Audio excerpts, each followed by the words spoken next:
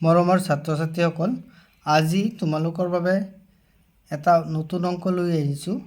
অংকটো হ'ল তলৰ ৰৈখিক সমীকৰণযোৰ সমাধান কৰা।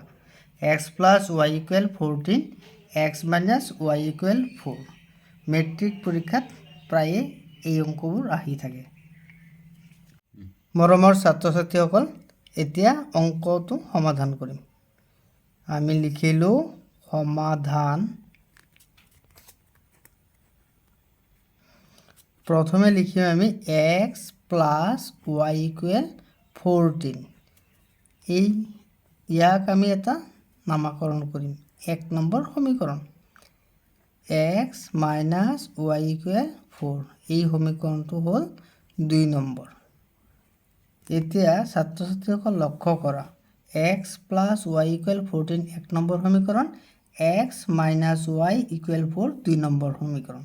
এতিয়া আমি 1 নম্বৰ সমীকৰণৰ পৰা 2 নম্বৰ সমীকৰণ বিয়োগ কৰিম। গতিকে এইটো কি x, এইটো x, ইয়াৰ হওক 1, ইয়াৰ হওক 1, অৰ্থাৎ সেম আছে। বিয়োগ কৰাৰ সময়ত প্লাছ থাকিলে মাইনাছ হয়, তলত মাইনাছ থাকিলে প্লাছ হয়। গতিকে x ইয়াত প্লাছ আছে, মাইনাছ হৈ যাব। গতিকে x পৰা x গ'লে 0 থাকিল।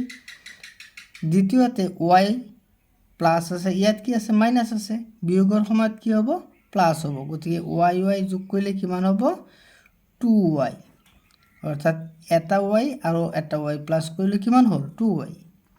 এতিয়া 14 পৰা 4 গ'লে, 4 পৰা 4 গ'লে 0, কিমান থাকিল 1 10।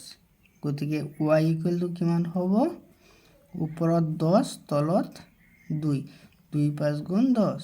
গতিকে y = পালোঁ 5। এতিয়া y = 5 1 নং সমীকৰণত বহুৱাই পাওঁ।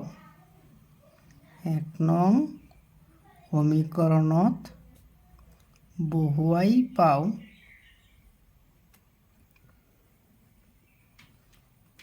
এক নম্বৰ সমীকৰণটো কি আছিল, x + y = 14। x + y = 14। গতিকে x প্লাছ ৱাইৰ মান কিমান পালোঁ আমি 5, ৱাইৰ ঠাইত আমি 5 বহালোঁ, সমান সমান 14। ছাত্ৰ ছাত্ৰীসকল মন কৰিবা, বাওঁফালে প্লাছ থাকিলে সোঁফালে গ'লে মাইনাছ হয়, আৰু বাওঁফালে মাইনাছ থাকিলে সোঁফালে গ'লে প্লাছ হয়। গতিকে x = কি হ'ব, +5 আছে, গতিকে -5 হ'ব। 14 পৰা 5 বিয়োগ যাব, 14 পৰা 5 বিয়োগ গ'লে কিমান হয় 9 হয়।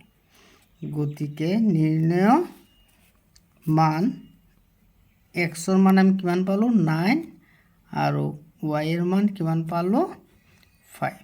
এইটোৱে সমাধান। ধন্যবাদ।